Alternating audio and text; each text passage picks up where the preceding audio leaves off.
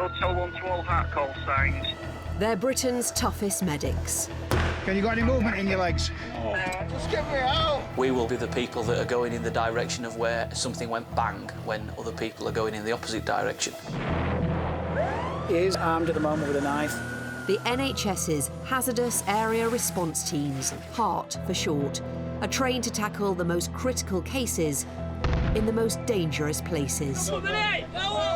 This is moving, this. Let's come out of there. Could be someone in water, at height, underground, overcome by gas. Whatever it is, our team are there to access them and treat them in those environments. Created after the 7/7 bombings, they're in the front line when terrorists strike. There's always that risk of this could go wrong, and it could go wrong quickly. It's been confirmed that it is a nail bomb. Specially selected. Have you seen how high up it is? It's fallen from around 20 foot. Prepared for anything. She's currently trapped in the car by her legs. Massive intrusion into his cab. Never filmed before. Shotgun injuries to his leg. Why do you have to blast me? It's a job that calls for courage and skill. We have got specialist kit, we have got specialist vehicles. People coming in from other agencies and they think it's like a scene out of Thunderbirds. Hold it! OK, we need him on a board in a minute, on a collar. Real-life heroes, risking their lives to save others. This is going to be a major incident.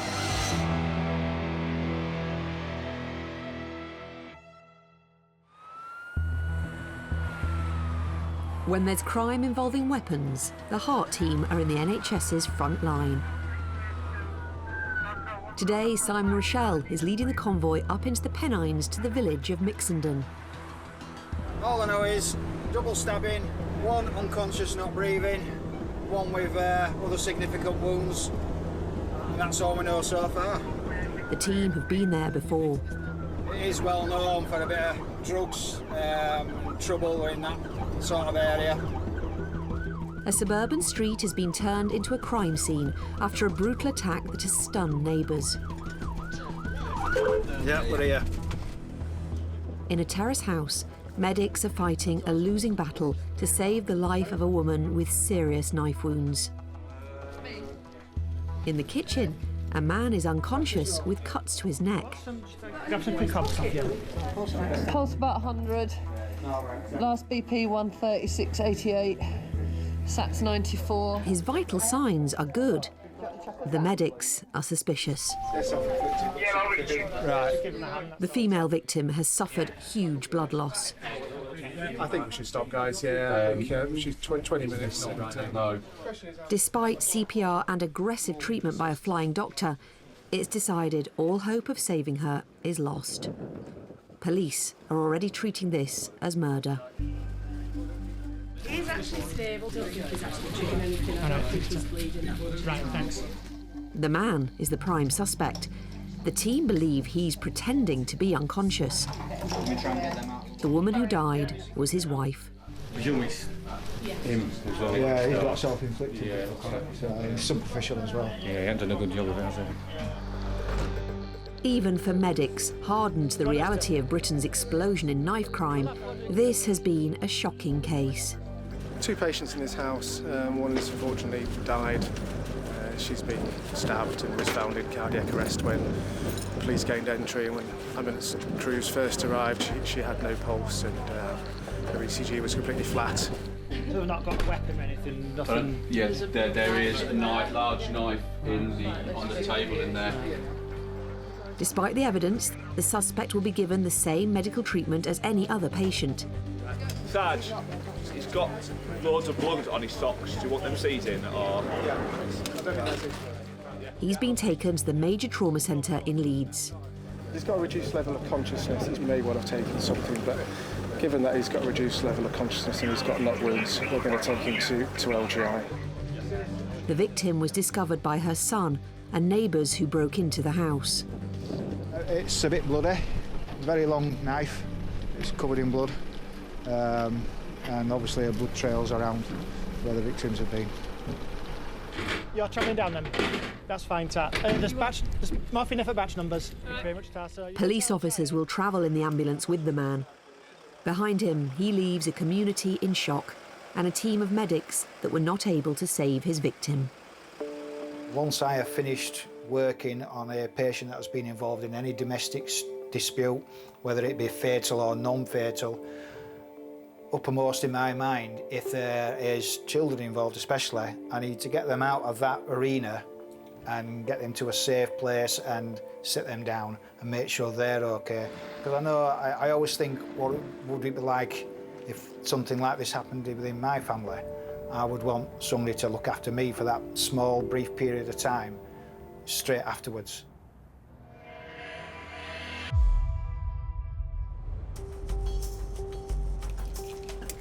HART must train to go where other medics can't, and that sometimes means entering smoke-filled buildings. There is one patient inside that's trapped, and you're going in now with 2 other fire officers, assess the patient and give pain relief as needed. Inside their base, the firehouse helps them prepare for the terrifying reality of working in zero visibility, wearing breathing apparatus and trying to deliver life-saving care. On the other side of Leeds, firefighters are racing to a major incident in the suburb of Bramley. Delta team are joining them. 999 road activated. Scotty and Emma have backup. Ambulance service doctor Andy Pountney is travelling with the team. We're just responding to reports of a fire in a tower block in Leeds. Fire are on scene. They've confirmed that the top 4 floors are on fire, and they've also confirmed that there are people in the building.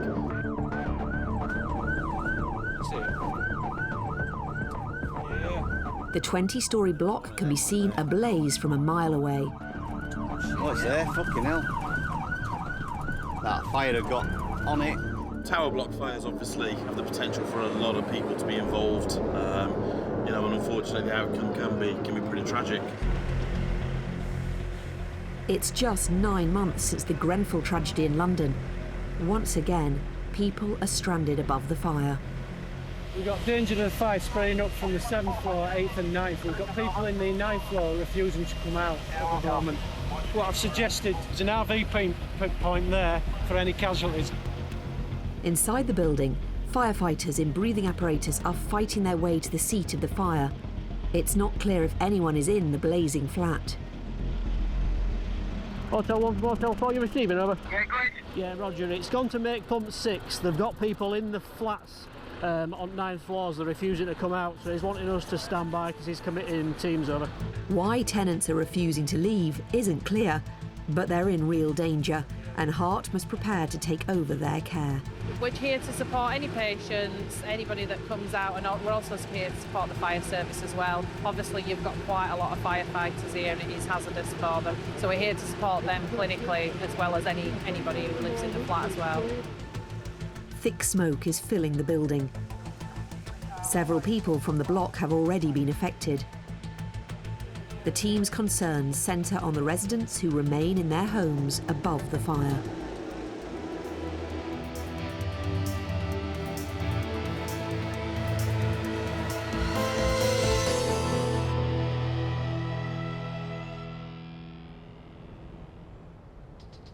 Car crime is soaring on the streets of West Yorkshire. Police pursuits are common, and in some areas, 1 in 5 drivers can expect to become a crime victim every year. There were 25,000 recorded offences in 2017. Today, Charlie team are on their way to a pursuit outside Leeds. Well, that was Tim. The Emergency Operations Centre is calling team leader Tim. If it's an open fracture, we've got a co-box cloud as well. Paramedic James will reach the scene first. It's an RTC, there's a responder on scene, and he's informed us that the patient has an open fracture. The team's blue lights, yellow paintwork, and sirens still don't guarantee them a speedy journey. No idea at all, did you? Not a clue. In a suburban park, a teenager is in agony. It's really important, mate, we get this needle in, and then we can sort this out for you. It's not my fault, is it? Really? We're going to sort it out for you, all right? Just bear with us. Their patient jumped over the railings after the car he was in crashed, apparently not realising there was a 15-foot drop on the other side. He's sustained quite a nasty leg fracture. Clearly see the bone sticking out the bottom of his leg. He's actually managed to keep mobile for a short distance, and the bottom of the bone is just covered in mud. It's a limb-threatening injury. The team must treat his pain and begin immediate treatment to prevent infection. The broken bone is badly contaminated. OK, so you're going to feel a pinprick in your foot. Now they've caught him, police don't intend to let him leave their site. Are we thinking kept for moving, guys? I'm just going to support your foot, mate, all right? So I'm just putting my hand underneath it, all right? Yeah, it's starting to just bleed a little bit more now that he's moving. The bleeding is a good thing. The break hasn't cut off the circulation to his foot. Right, just relax your foot into it. Put your foot down. Go on, let your leg down. Oh, steady, steady, steady. There we go. The first painkillers aren't working. 10 of morphine's not enough for him without. No chance. So drop some cap. Ultimately, it doesn't matter to us what kind of person we go to, whether they're having a difficult time or an easy time. You don't know what has happened before you've arrived. You don't know why they've done what they've done, and you don't know why they're kicking off or why they're playing up. So you've just got to treat them kind of as best you can without prejudice. Now their patient has been given ketamine, he's in much less pain. All right, mate. We're going to get you a nice warm ambulance in a minute, and you'll be nice and comfortable then, OK? The teenager will probably need surgery. This injury could leave him with a limp for life. Right, guys, should we go now? She's ketaminised, so... Yeah, OK. On lift, ready, steady, lift. He's going to be taken to Leeds General Infirmary. Well done. His first visitors are likely to be the police, anxious to discuss this morning's pursuit.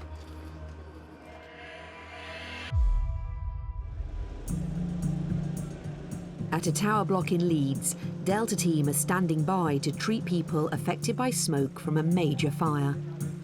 3 patients, one in that ambulance, baby and mother in that ambulance. They're okay. Spoke with the copper. She said it was his flat, electrical fire. He's the only one in the flat. He's in that cubicle. Right. And she was with the baby only on that off floor. Concern is growing for other residents. Many are vulnerable and some are in danger. All I've got is we've got flat on the 7th floor. There were 3 persons in there, they've been removed and placed in secure care. There's somebody with mental health, we're still classing it as persons reported. Yeah. That's all I've got for you. Yeah, thank you. Just finding out if it's safe to go and assess this mental health patient. Right. So what I'll do is I'll put you two, if we go, is just double checking. The smoke is being dispersed. HART are heading in to check on the remaining residents. Smoke inhalation is deadly, and the stress of a fire can endanger the lives of patients with chronic illnesses. So what do you think should happen? Concern centres on one woman stuck in a 10th floor flat with no power. She's refusing to budge. She can't clean. She's in the staircase, she's actually got no children's support slipping through the net. She says she's been taken off the books for all the support workers. It's a dilemma. So what's the problem with the electric? It's been off. Been turned off? Yeah. How long has it been off for? 3 to 4 days. Really? Dr. Andy and the team must ensure she's capable of making the decision and that she's not affected by the smoke. So how are you feeling at the moment? I'm all right. Yeah? Just tingling. Just a bit tingly. We're not in a position to sort of forcibly remove them unless the police are there and they do it for their own safety. So when you get an incident like that, we take, a lot of the time we'll go in and we'll sort of talk to the patient and to make them understand that we need to move them and it's in their best interest to do so. And it's just the way that you approach it, and 9 times out of 10 it'll work. A relative of the woman has been traced and is going to speak to her. Hi, look, you and Mum? Yes. Going to get you someone to chaperone you up to a flat, okay. Do you want one of your staff to go with her, or...? No, we should be okay, yeah, you're okay. We've got two up there at the moment, and you're going to go and have a chat with her, right, yeah. From the state of the flat where the fire is thought to have started, it's clear it's been a close call. This is the seat of the fire. Yeah, obviously to be confirmed with fire safety. Luckily it's not spread to the flats. Partner noticed that the smoke was out in the hallway through the window. She come and got me. I opened the door and then it was just all that hallway was just, the lobby was just full of smoke. So then we got out and then just went straight downstairs. An investigation is underway. It's fortunate none of the firefighters was injured. The flat where the fire's been is totally destroyed. Unfortunately, the doors have been open in the flat, so the fire doors have not actually stopped the fire tracking through the property. But the fire service have got here pretty quickly and got it under control. So you came in and we're all over your head here? Yeah. Seat to the right. So once you knocked it back, the majority of fire was coming out of there? Here, behind this door. The trouble is with high-rise fires, the further up you go, the more turbulent the air is. So once the window fails, that's it really. It'll sweat through the building. When we see it on the news like we have done, with Grenfell how horrific that was, then in future, when you go into jobs in the future, it does sort of make you think more about how you're going to approach these incidents, and when you're committing teams into buildings like that, how quickly things can go wrong.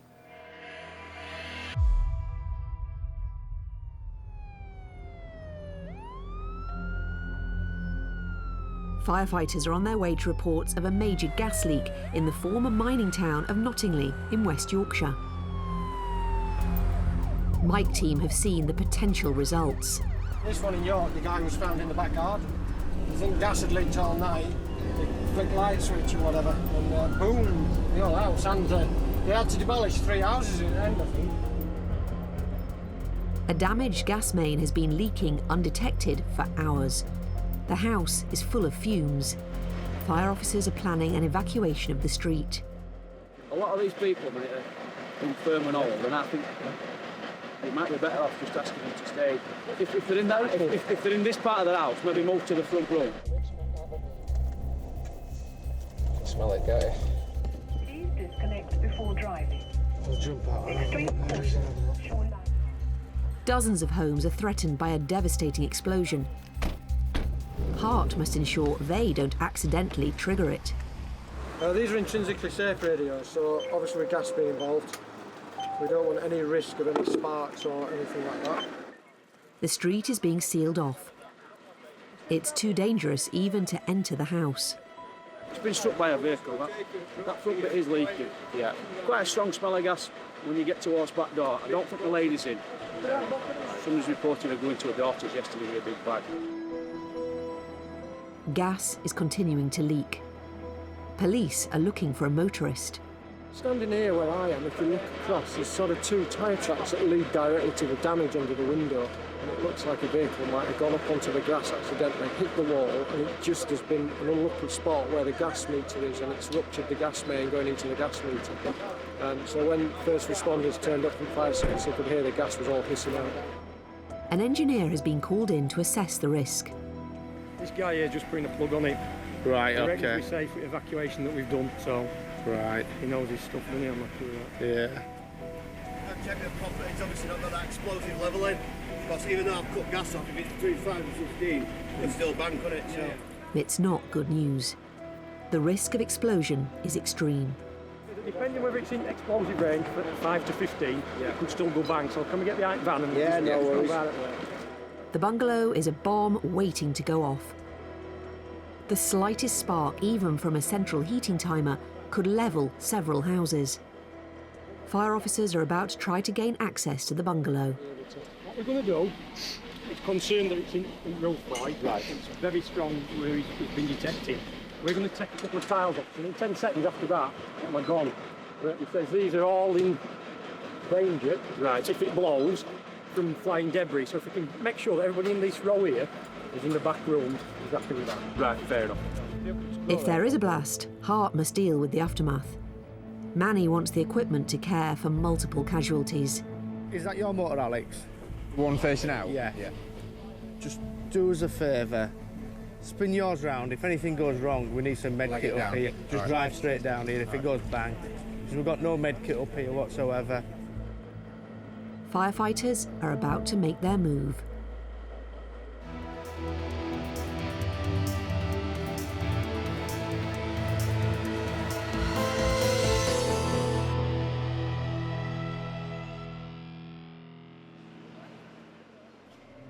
The population of Britain is getting older by the decade. Almost 1 in 5 of us is over 65, 1 in 50 over 85. And the vast majority want to continue living independently. How do? Like today's patient. Hi. This is Margaret. Hello, Margaret. We're not right sure how long she's been on the floor. All right, okay. We're not right sure of the mechanism, be it collapse or fall. Obviously, with the angle of that, we're not going to get her out flat. Margaret is 84. Her daughter fears she's been lying here all night. She's sort of like drawn to fall. Her mother insists she won't leave her home. All we know is that she was in hospital yesterday.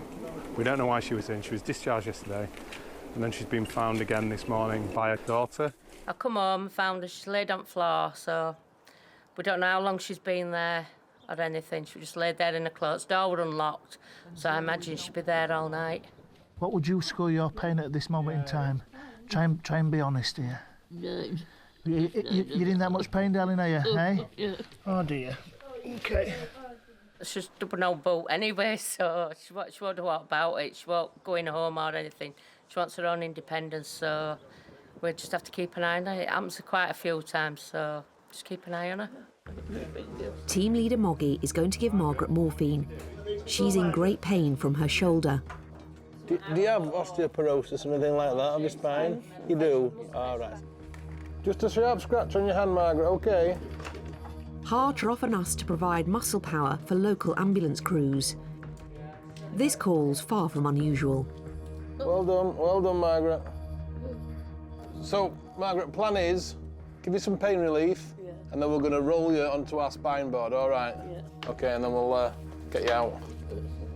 Margaret says she has osteoporosis. If so, it's likely she's broken bones in her fall. Is that pain in your shoulder, Margaret? Yeah. Is that what you normally have, your pain as well, but it's just a bit more heightened, is it, yeah? Her injury could be life-threatening.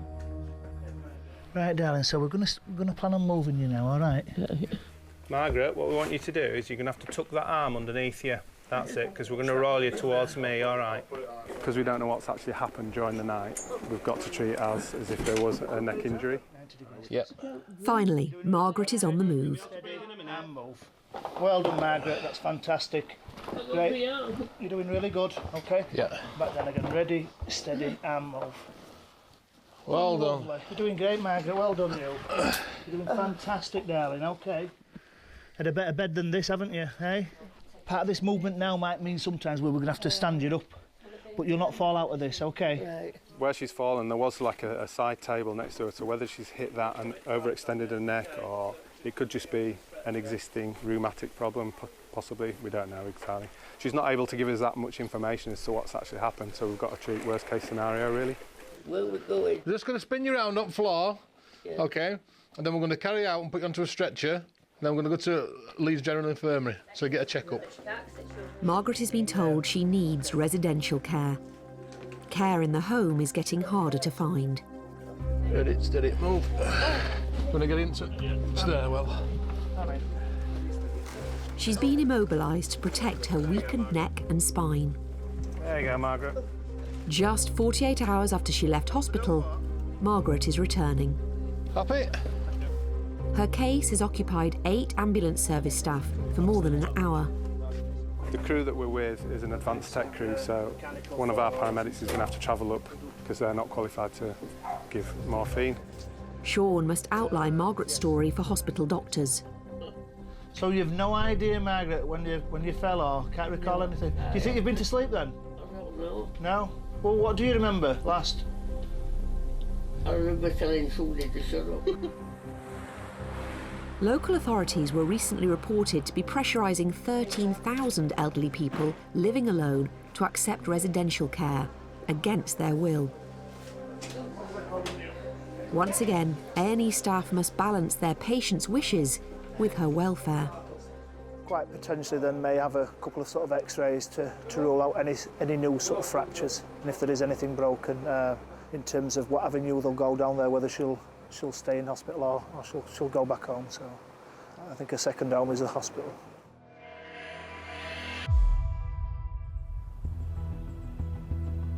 On a housing estate in Nottingley, Mike team are on standby for a major gas blast. They've detected gas, quite strong gas in the roof void. So what they're going to do, fire service is going to take some roof tiles off so then it'll naturally vent out, so it'll clear the gas.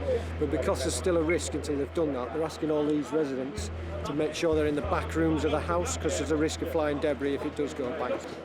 Engineers are hoping that the gas can be vented through a hole in the roof created by firefighters.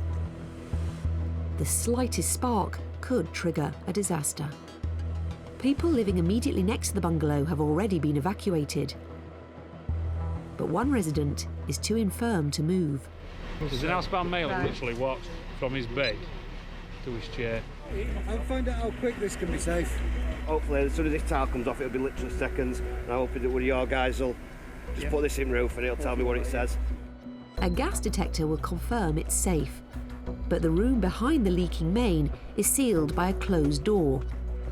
The broken window should clear it of fumes. It's a tense moment.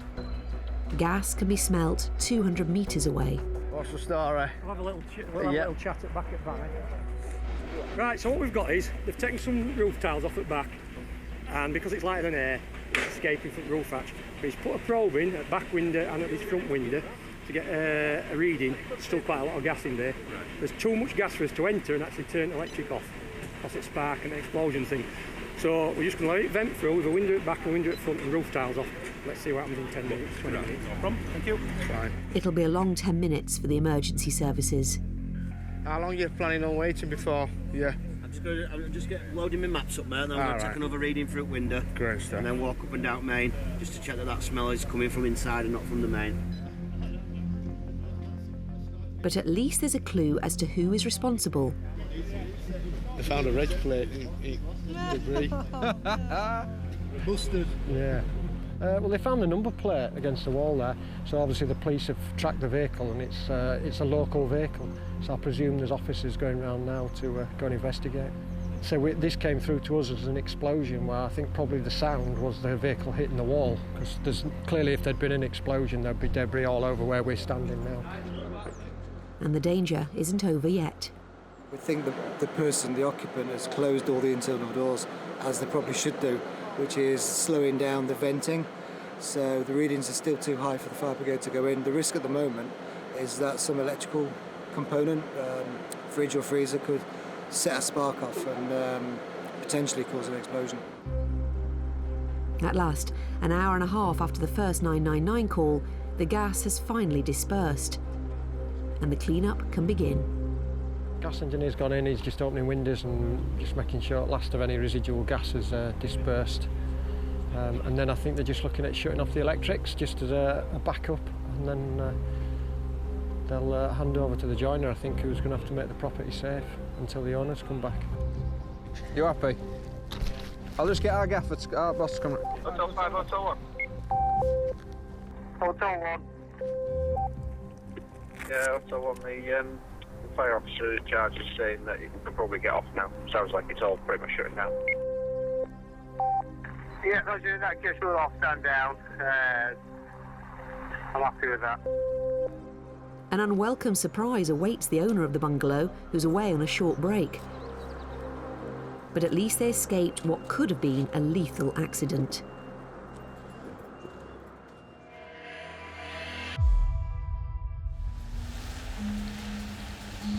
Rain is lashing West Yorkshire, and Delta team are heading east on the M62 to a bizarre report of a man in underwear under a bridge. Right. Ken, have we got a location for this patient on this canal at Normanton? But new information is about to make this case more serious.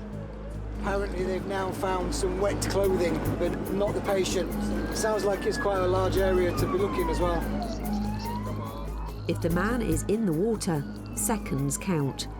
But morning commuters aren't helping. Traffic obviously is always a big issue for us. Some dive left, some dive right, some don't go anywhere. It sometimes amazes me how people actually get to work in one piece. HART are trained in water rescue and they'll be responsible for finding the man. Conditions are grim. We've got confirmation that the caller said the patient were wearing black underwear, and that's what's been found on bankside. It's cold. Time is of the essence. Firefighters are joining the search. So the plan is currently that we're going to get into our water kit along with the fire brigade, and then we're going to do a bit of a bankside search in a couple of boats, just to make sure that he's not got caught up in the reeds if he has jumped in or anything like that. Yorkshire's waterways can be dangerous places. Submerged objects, pollution and steep banks can be a lethal combination. We're going to put a boat in as a precaution, just have a look, see if they can find anybody, and we're just getting ourselves ready to provide some backup for the team that's in the water. It is only a canal, it's not very deep, but it's still standard procedure, so we're just going to act as backup with a throw line if anybody needs one. HART's inflatable rescue raft will allow them to search the undergrowth along the banks. It's running at a steady rate at the moment, but it is quite cold. If you were to drop into that without much clothing on, which is what we've had reported to us, you're going to get very hypothermic very, very quickly. So he's not going to have floated upstream, is he? Police are also combing the canal. So basically what we're doing now is just conducting a search from in the river, just at the reed area. Our colleagues from fire service also do the same. Nothing down in these bits. See if he's come round in the wash. It's only a foot and a half deep here. It's still pretty hard. He's not going to get sucked under a load of mud. 300 people drown every year in the UK. And if the missing man did enter the water, his chances are looking increasingly bleak. We've not seen anything in the boat. We've checked all the reeds down the river banks to make sure nothing or no one's got tangled up in those. We've not found anything yet. A police helicopter is using its heat-seeking camera, but no trace has been found.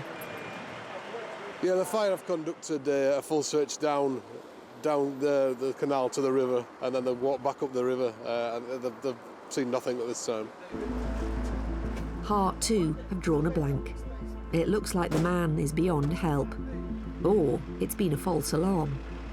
Can't guarantee there's a patient. All we've got is the word of mouth from a passerby who's seen someone on the bridge nearly 2 hours ago now, but we still can't take the risk that there wasn't someone there. The police tend to think this is where the location is on this bridge, but obviously it came in from the motorway. Could have been a bit further off the river or over the canal. A tracker dog will also check the banks, but HART have done all they can do. We've exhausted our search capability, and so has the fire service. It looks like we're going to be standing down and leaving it back in the hands of the police, and then they'll decide what they want to do with it, to be fair. It's a puzzling case. Only time will tell whether this was a false alarm or the man is really in the water. It's been a frustrating start to the day for the team.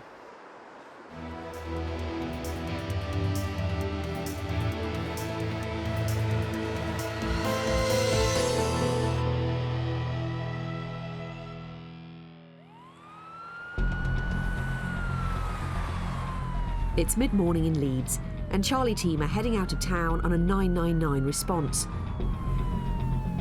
But paramedic Neil is about to come across a more immediate emergency. Any injuries? He don't seem sure of himself. I'll come round and have a word. The crash has just happened, and the damage looks serious. Hotel 1 from 1022, there's been an accident up on Dewsbury Road. I'm just stopping to speak to him.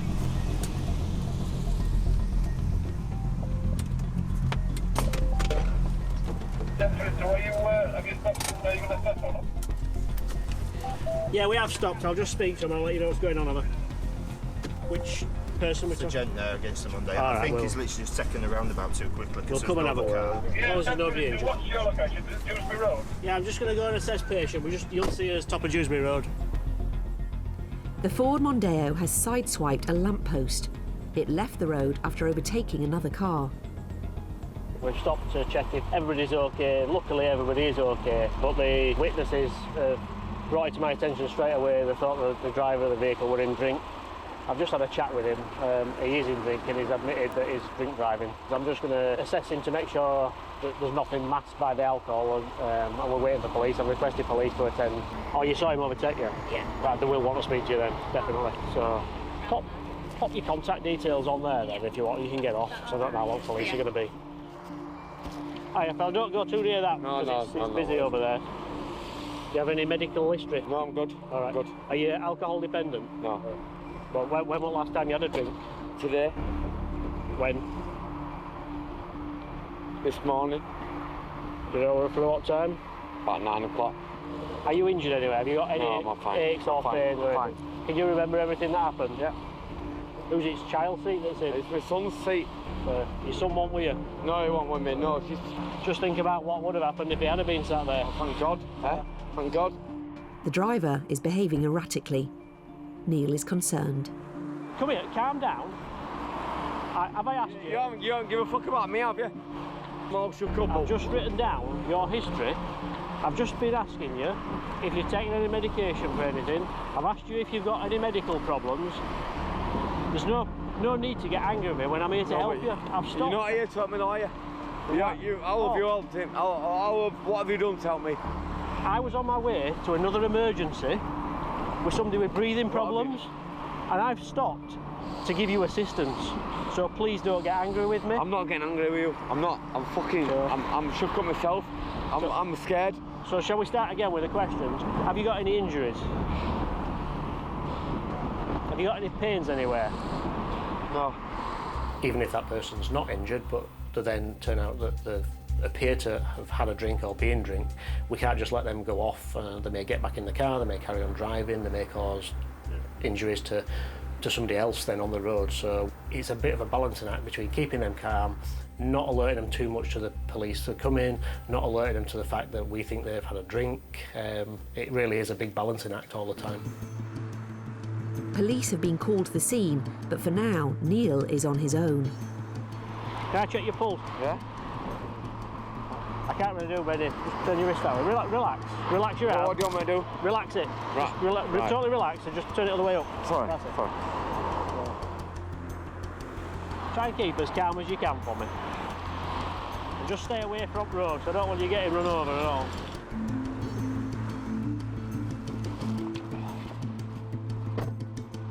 It's rare to need a breathalyser soon after 10 in the morning.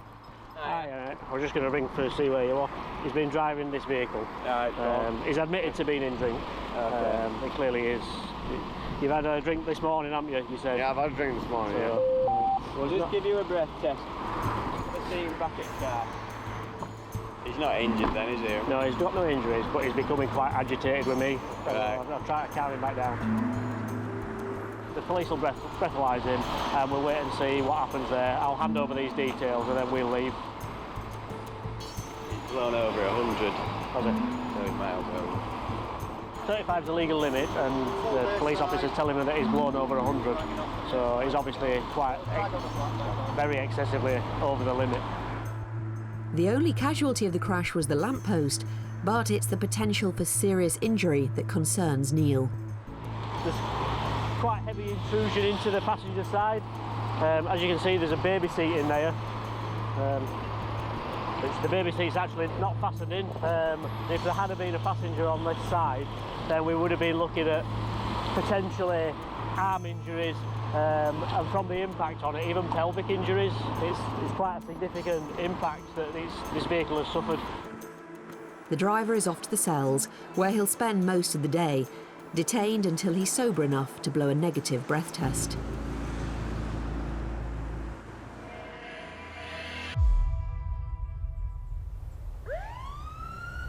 Yorkshire's HART team covers nearly 12,000 square kilometres of countryside.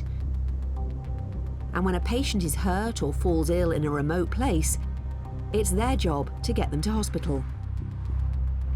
Today, paramedics Lou and Alex are heading out of the city. Well, he did say we might have a job up a hill. An elderly man has collapsed on a steep footpath near Bramley. He's a long way from the nearest road. Hello, George. Hiya. My name's Louise, another paramedic. Widower George Midgley was out for a walk with a relative when he collapsed. He has a history of heart trouble. We've come to see if we can get you out of here a bit safer. There's a few of us, okay? Right. How are you feeling now, George? My blood pressure does appear to be very low. Okay. It's all a bit of a muddle. Yeah. There's a muddled up with my new pacemaker. Oh, Because okay. the day I had that fitted, my wife died.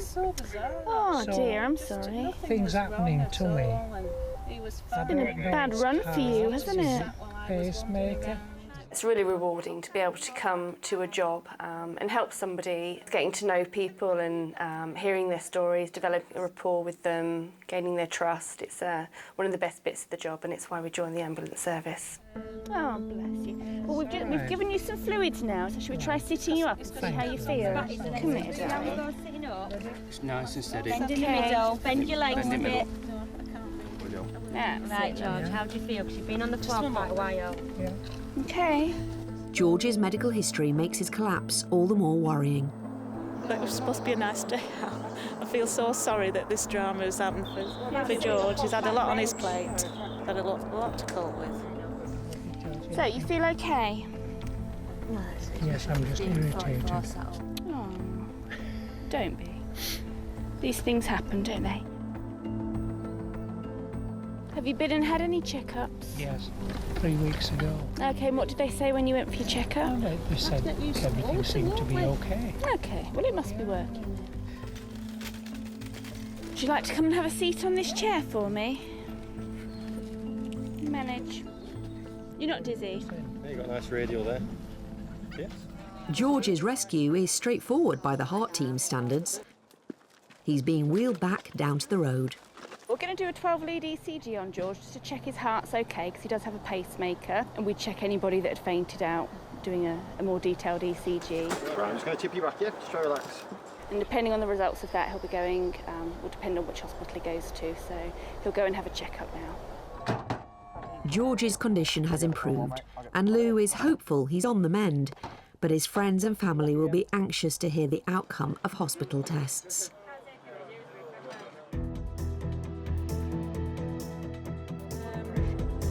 Doctors couldn't pin down the cause of George's collapse, but they did adjust his pacemaker, and he went back to complete the walk without mishap. The man who murdered his wife at their home in Mixenden was jailed for life, with a minimum term of 24 years. The court heard his injuries were minor. The cause of the flat fire in Bramley remains unconfirmed. Several tenants have been rehoused. The teenager injured running from police needed surgery on his leg. No charges have been brought. The owner of the bungalow hit by a car causing a huge gas leak had to carry out major structural repairs.